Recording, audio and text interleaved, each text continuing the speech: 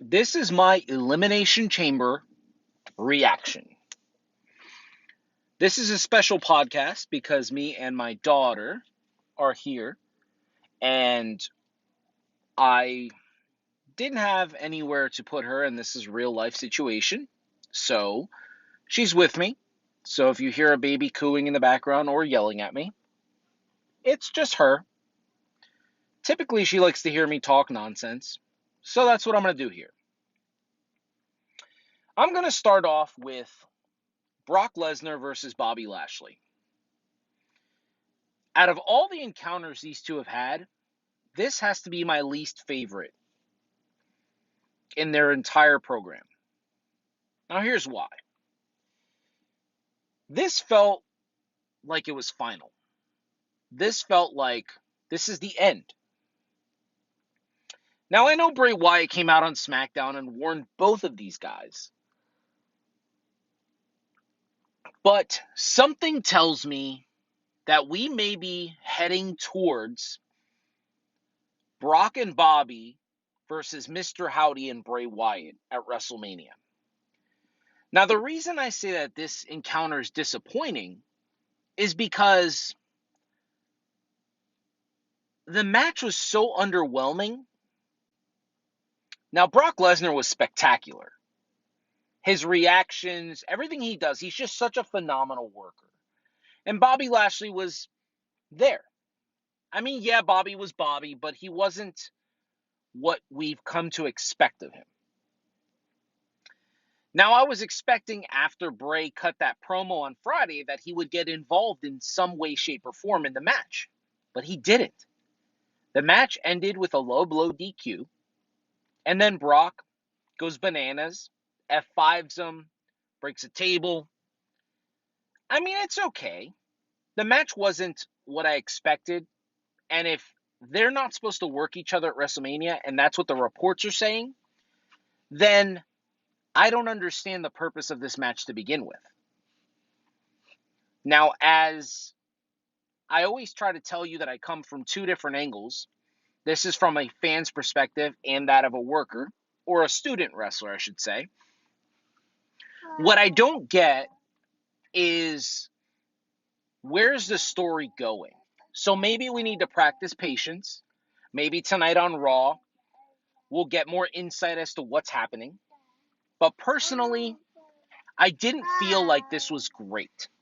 I didn't feel like this was one of those moments that can shine, that we can think about, like we did at the Saudi pay-per-view, like we did at the Royal Rumble when Lashley beats Brock. See, I'm not expecting this like 20-minute war between these two. I'm expecting a hard-fought battle with suplexes, hurt lockers, F5s, and finality. But that's not what we got here. So I'm curious as to see where the story goes, but in terms of what we saw at Elimination Chamber, I don't think it was great. So, with that, we'll move on to the mixed tag match. Now, Finn Balor to me is a clown. And I get it. I understand that he's trying to be this heelish character, this shitty heel that, he does this dastardly thing and he laughs at you, and it's fine. I've said on TikTok a lot that I don't think that this character works for Finn himself. But what I will say is that Rhea is a fucking superstar. Everything she does, from the moment the music hits to the moment she's in the ring, to her look, to her stance, to her work ethic, to her facial expression, she is a top 3 female wrestler on the face of the earth. What I will say that has been so overwhelming to me, that has just stuck out, is that the level of excellence that women wrestlers have shown us over the past couple of years, or since the women's evolution, or let's go back, since Paige and Emma, has been so phenomenal that when a retired superstar comes back for a one-off match or a little program, i.e. Trish Stratus, Lita, Beth Phoenix, Mickie James. Well, Mickey's still working now, but you know what I'm saying. They have been able to put forth better matches now than we've ever seen before.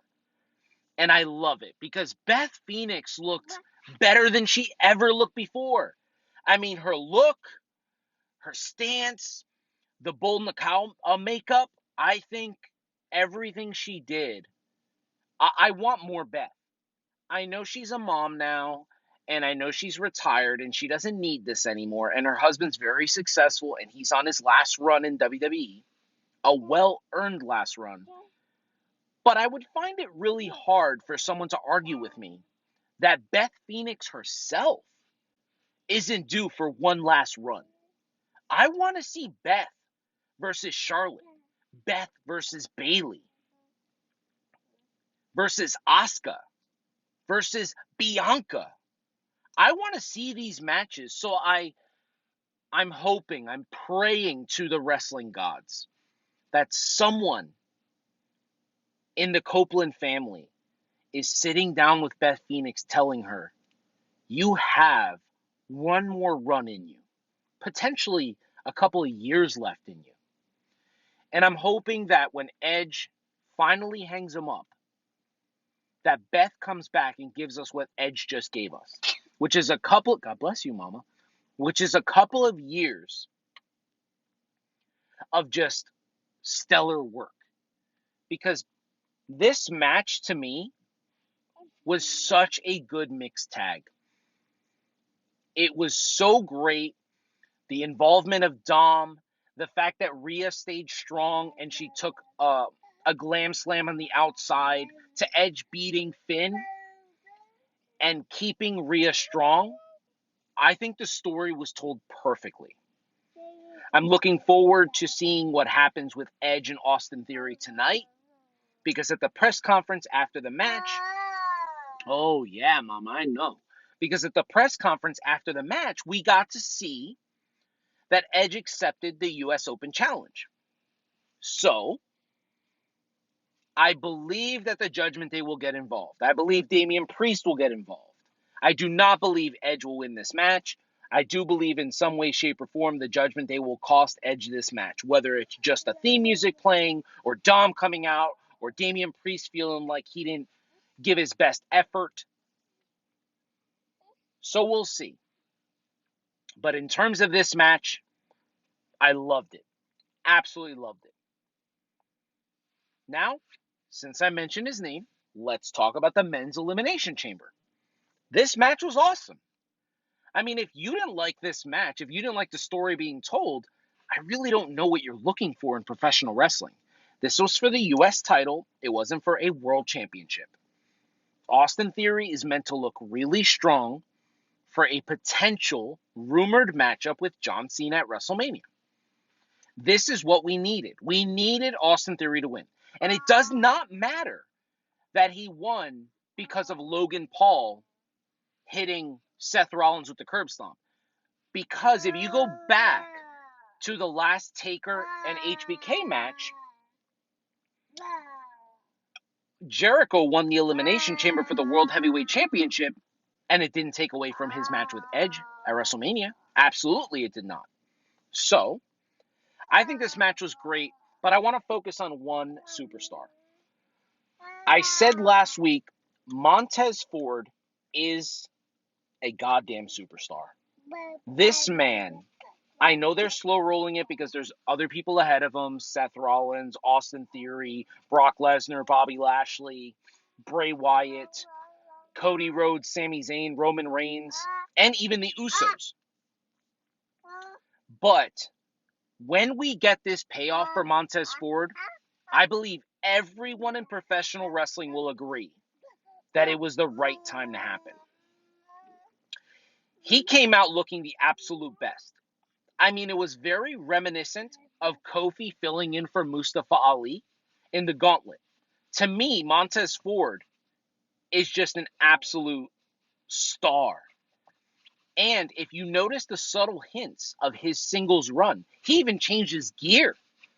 I mean, we always get the sports apparel wherever he is, whether it's Cleveland Cavaliers gear, last week they did the Yankees gear, whatever the Street Profits do, they dress up kind of like old school John Cena, like Thugonomics John Cena. But we got a superstar who is showing you, I, as a single star, will take over this company. And I wholeheartedly believe that Montez Ford, given the right time and the right build, next year can be the winner of the Men's Royal Rumble and have his moment at WrestleMania in Philadelphia, because the Philly crowd will show out for Montez Ford in the main event. Now, obviously, this isn't even a rumor. This is just my personal speculation. But this is my podcast, and I'm going to give you my thoughts and what I would like to happen. So let me know if you agree. Again, you can follow me on TikTok. My name is BORICUA.LOU. Find me, talk to me. I talk wrestling. Sometimes I talk basketball or football, but mostly wrestling. And I would love to have a conversation with people or some kind of dialogue where we can go over your feelings on Montez Ford. Because to me, this guy is shooting up the roster. And I love every single second of it. So let's move on to the women's Elimination Chamber. This was the chamber match of the night. And for the second straight pay-per-view, the women have had an identical match to the men, being the Royal Rumble and now the chamber, where the women have stolen the show. I mean, we got everything we wanted. Asuka won the match. Raquel Rodriguez came out as the most exceptional star in the match. Liv Morgan is continuing her Jeff Hardy / Harley Quinn-ish story. Carmella is still that heel that we all want to hate, but we secretly love. And everyone else, including Natalya, I believe, is just doing their part in professional wrestling right now. And they're making women's wrestling the forefront, and I absolutely love it. I'm excited for what's next. This match itself was so good. I love the spot with Liv Morgan where she jumps off the pod and hits a powerbomb on Raquel, only to have Raquel kick out. And that's what's so special, is that Raquel kicking out of that move, it shows you, like, she's a big wrestler. Like, she's essentially like the Big Show or Braun Strowman of the women's division. And she's showing you, like, it's going to take more than just a power bomb, even if it's from this angle, to get me down. So again, hit me up on TikTok. Let me know what you think. I'm hoping to find out if people agree with me or if they disagree. I'd love to know. And now for the final match of the night, the main event. I love this match. The one thing we can never say about Sami Zayn is that he is not a good wrestler. We already know that Roman Reigns is top wrestler in the world.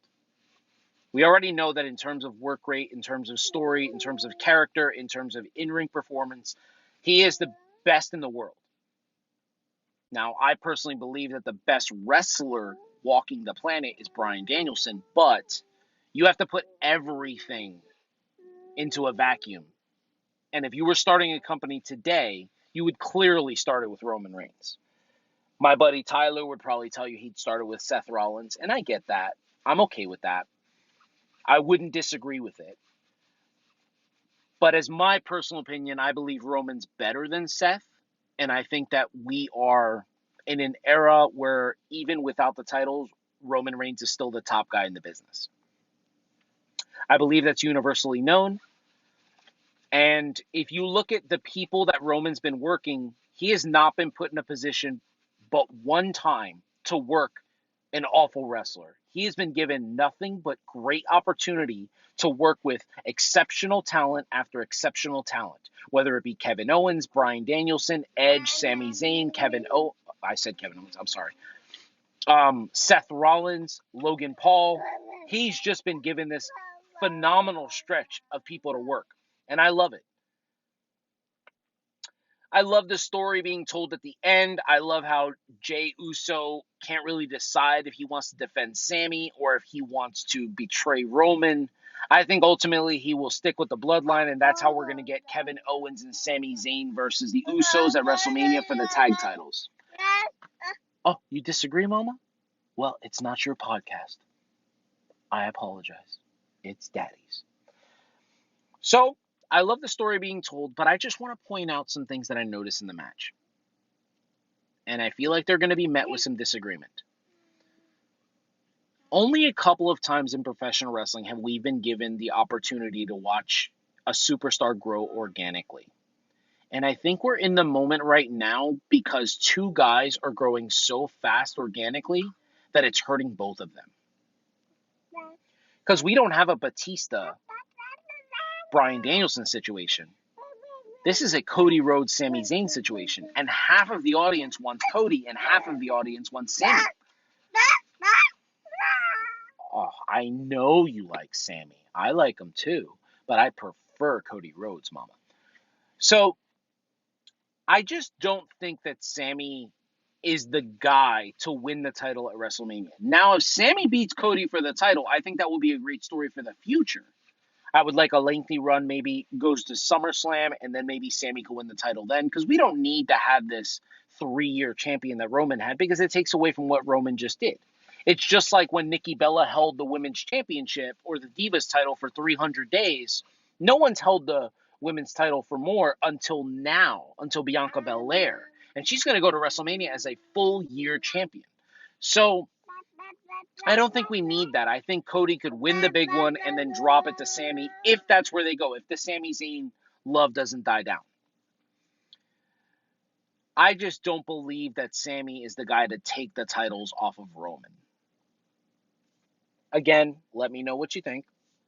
I just personally believe that Cody is that guy. His story is so much more, and I'm looking forward to tonight seeing Cody Rhodes come out, cutting a promo, and hopefully moving this story along. I want to see Roman Reigns come out on Raw a couple of times. I want to see Cody Rhodes show up on SmackDown. I want to see confrontations. I want to see one-on-ones. And I'm hoping, I'm praying that we get the involvement of Dustin somehow.